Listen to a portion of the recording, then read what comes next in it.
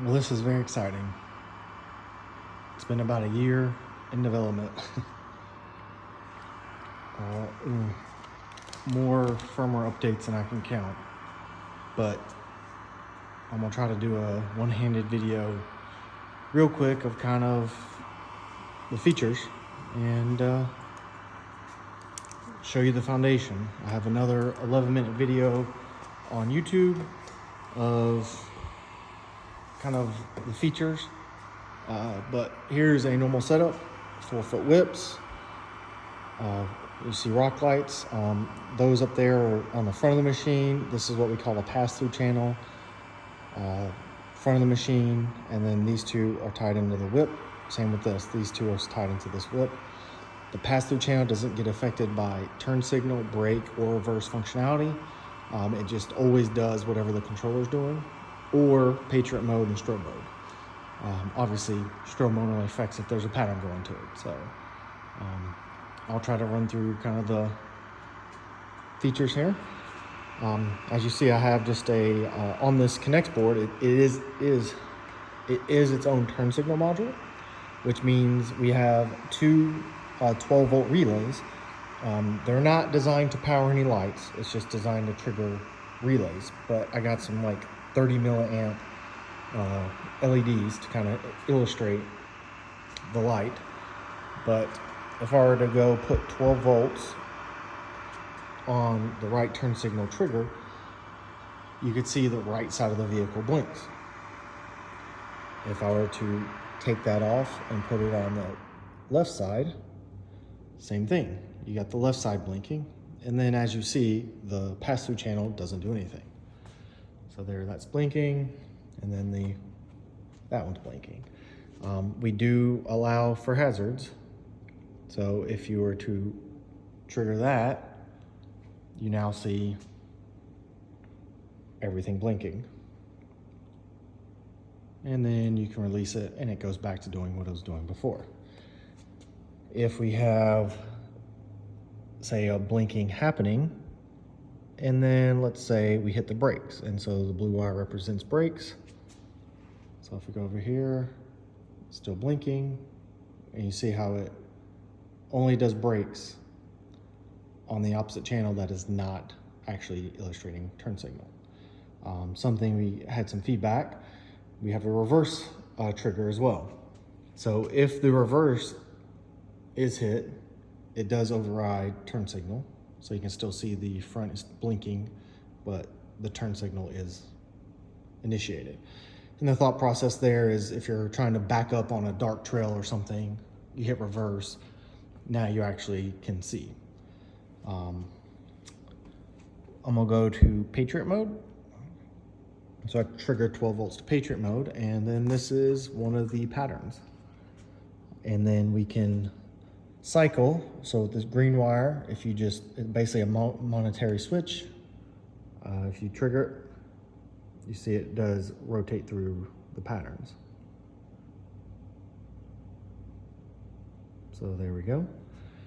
You can see everything is getting affected. So the left, the right, and the passive channel is getting affected by that sensor. Then if I were to disable that, it's doing, what is on the control, coming from the controller. I can then illustrate a strobe mode. Do that very quickly here. So no matter what is coming through on the controller, it will strobe it. And there's about, I think, 6 different speeds. I'll try to trigger a couple of them here. Basically slow to fast. So see, it was really fast and then gradually slows down, as you see. So cool feature. And then we have what is called SOS mode. I'll see if I can get this triggered. So there you go. We have an amber white being triggered. And then if I were to cycle it, we actually have a red blue. So we have an amber white and a red blue SOS mode.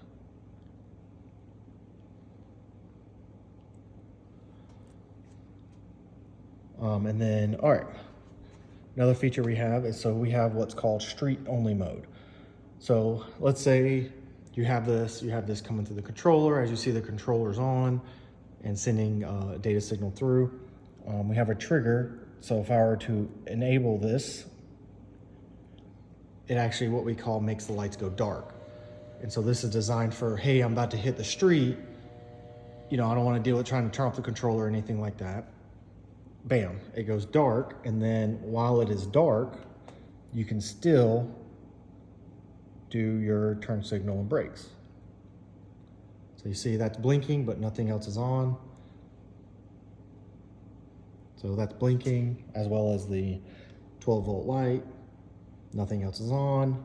And then when you remove it, it goes back to going dark. So that is a, you know, kind of a cool feature we have there. Now, if you don't ever want to mess with this, you can just disable it, never use it, and you can always have the controller. Now we also have what we call a blink. So as you see, it says blink. So what this does is takes it from being an internal turn signal board, and it will turn on and off the lights based on an external relay flasher. So if you have a Corbin kit or an XTC turn signal kit, this board will integrate into that. And then if I can bring the wires over and touch, when I touch 12 volts to the trigger wire, see how it stays on while power is being held and then off? So that means this wire would need to basically flash, as in, you know, go on and off with power. And that's what an external, you know, relay kit, turn signal kit would do. So that's kind of a cool thing we did there. I think it's a very cool thing because it makes it universal. So you can tie this into an existing turn signal kit you may have on your machine. So yeah, I think that was kind of a quick rundown of all the features. This is working beautifully. This is the first, I think, revision 9. This thing is working flawless. All the code we wrote is working great. We're gonna build more of these, and then we're gonna start putting them on some machines, testing them locally, doing a little more testing to make sure everything works. We gotta get documentation together, because the important thing to note is you have basically 5 channels, but you also have a left all for whips and a left all for rock lights. So if you look, this is left side. This is hooked up to kind of its own data line. This is hooked up to its own data line. And we had to do that because of the resistances of the wire. So without getting too technical, but it runs. So as you see, you know, these rock lights will do everything this whip is doing. Turn signal, brake, reverse. Now you don't have to wire it up that way. You don't have to use this. You could put your whips on this, say your halos on the front blink only channel, and then just run 8, 16, you know, 4 rock lights off the pass through. Then your rock lights will always just kind of do whatever your controller's doing, but still get involved with Patriot mode and SOS mode. So yeah, we want to get some good documentation for this. But yeah, the problems we fixed, you know, we were able to fix all the problems we had before. This is amazing. So we'll try to do more testing next week. And if everything works well and we can get documentation together, we'll start shipping before the end of the month. All right, guys. If you got any questions, please let us know. This is up for pre-order. We'll get our final build price together, and it's probably going to go up, but you can pre-order now and get in queue. And this is fully backwards compatible with every controller, you know, all the Rhino 2.0 whips that we've sold. This is fully backwards compatible. This is an add-on board, so you still need a controller. And as you see, we use the data out for that to tie into this. So yeah, let us know if you have any questions. I'll put this on YouTube and post to our Facebook page, and please reach out.